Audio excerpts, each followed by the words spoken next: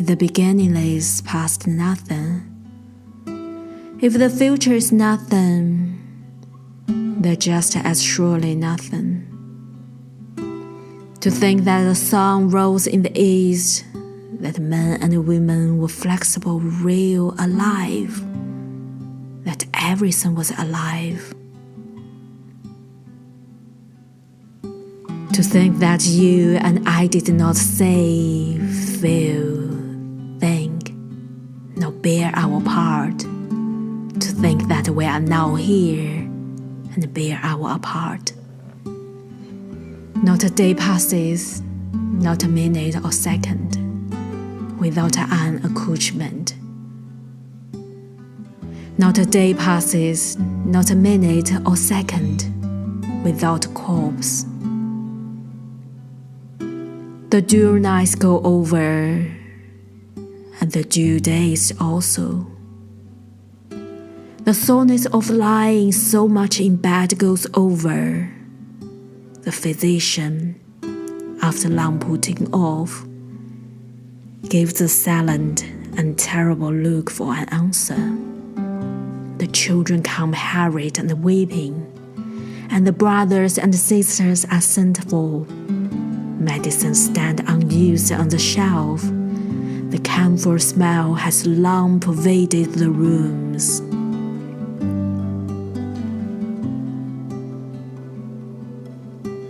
The faithful hand of the living does not desert the hand of the dying. The twitching lips press lightly on the forehead of the dying. The breath ceases, and the pulse of the heart ceased. The corpse stretches on the bed, and the living look upon it. It's palpable as the living are palpable.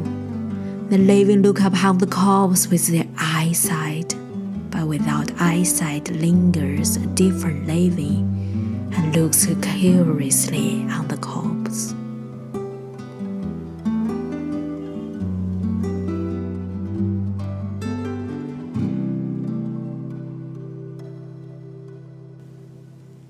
To think the thought of death merged in the thought of materials. To think that the rivers will flow, and the snow fall, and the fruits ripen, and act upon others as upon us now, yet not act upon us. To think of all these wonders of city and country, and others taking great interest in them, and we taking no interest in them.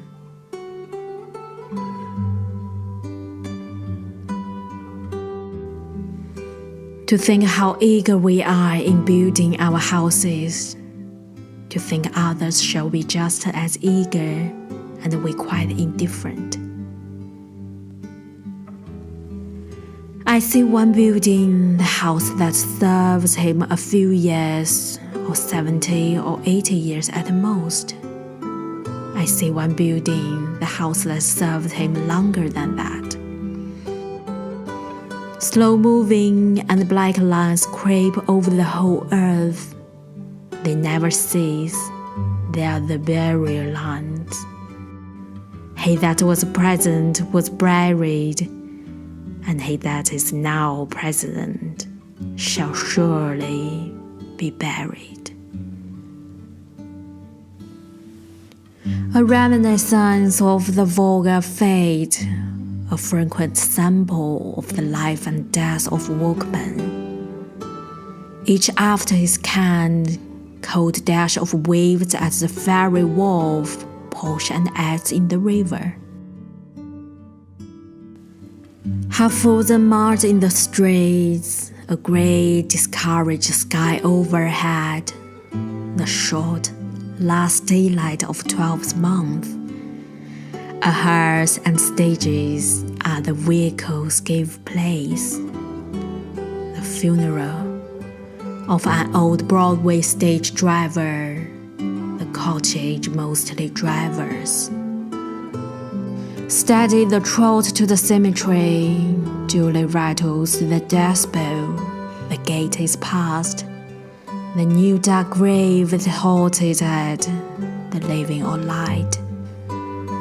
The hearse uncloses, the coffin is passed out, lowered and settled. The whip is laid on the coffin. The earth swiftly shoved in. The mold above is flattered with the spade is silent. A minute no one moves or speaks. It is done. He's decently put away. Is there anything more? He was a good fellow, free-mouthed, quick-tempered, not bad-looking, able to take his own part, witty, sensitive, to slide ready with life or death for a friend, fond of women, gambled, ate hearty, drunk hearty, had known what it was to be flash, grew low-spirited toward the last, sick it, was helped by a contribution, dead, aged 41 years, and that was his funeral.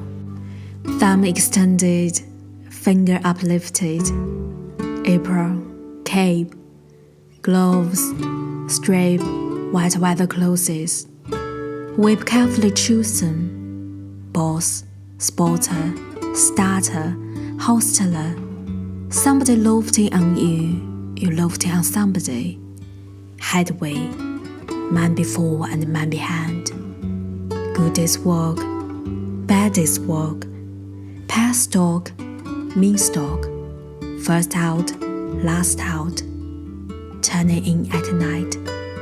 To think that those are so much and so nigh to other drivers, and he there takes no interest in them. The markets, the government, the working man's wages, to think what account they are through our nights and days. To think that others' working man will make just as great amount of them, yet we make little or no account. The vulgar and the refined, what you call sin, and what you call goodness, to think how wide a difference. To think the difference will still continue to others, yet we lie beyond the difference.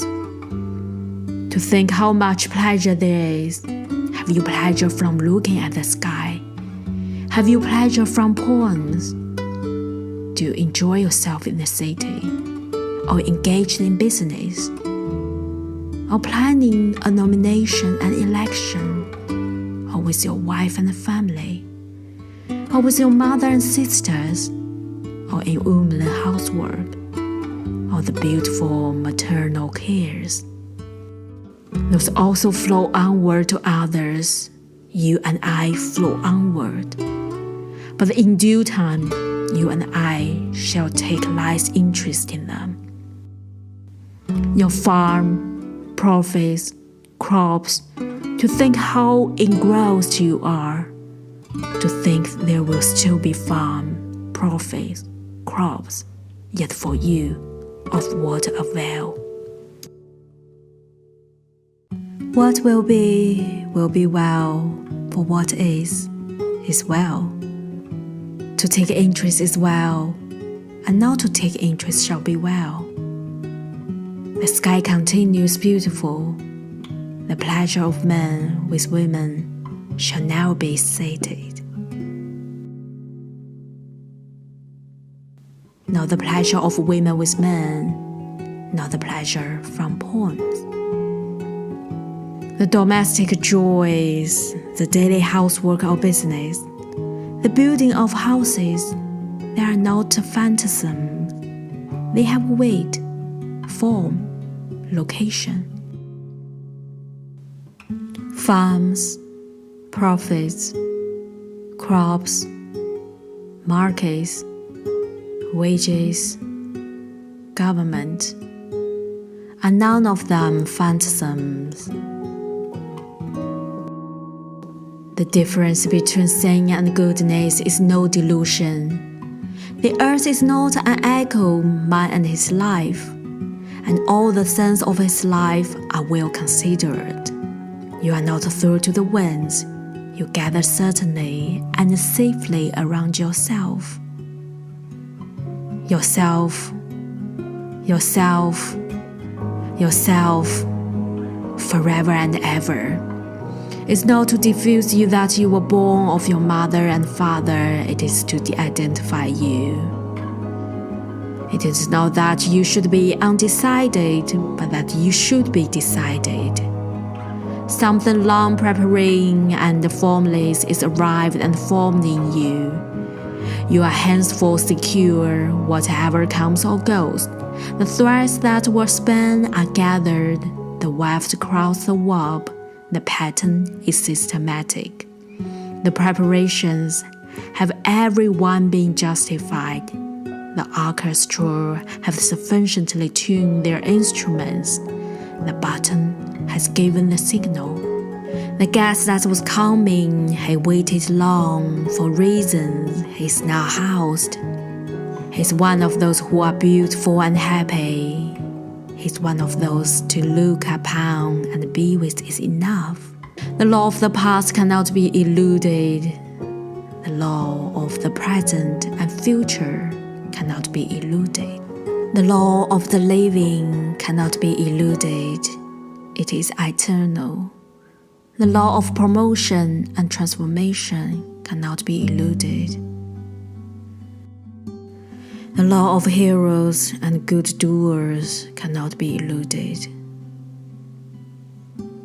The law of drunkards, informers, mean persons, not one out of their four can be eluded.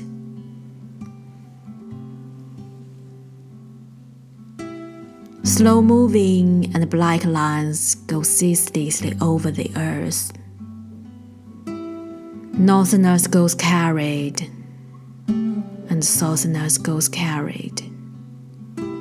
And they on the Atlantic side, and they on the Pacific, and they between and all through the Mississippi country and all over the earth.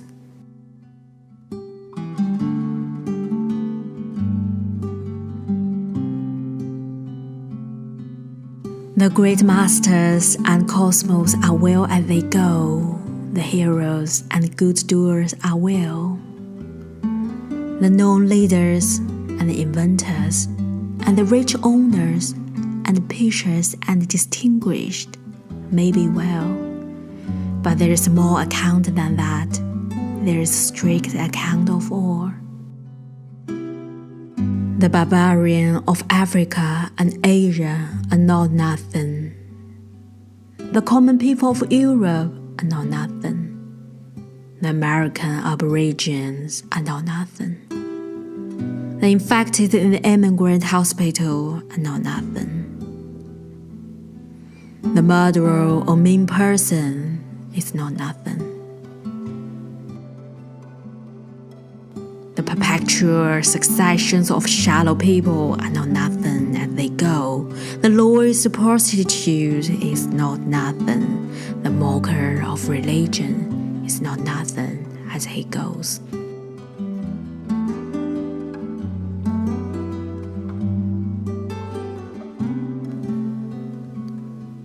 Of and in all these things, I have a dream that we are not to be changed so much, nor the law of us changed. I have a dream that the heroes and good doers shall be under the present and past law, and that murderers, drunkards, liars shall be under the present and past law. For I have a dream that the law they are under now is enough. If otherwise, all came but to ashes of down. If Magos and the rest ended us, then alarum, for we are betrayed, then indeed suspicions of death.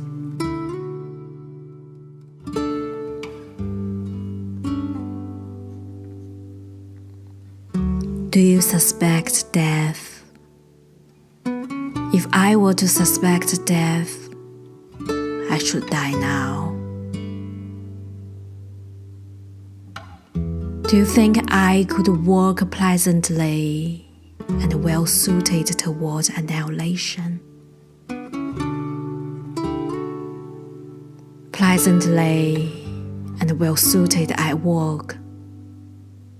Whether I walk I cannot define, but I know it is good. The whole universe indicates that it is good. The past and the present indicate that it is good. How beautiful and perfect are the animals, how perfect the earth, and the minutes thin upon it. That is called good is perfect, and what is called bad is just as perfect.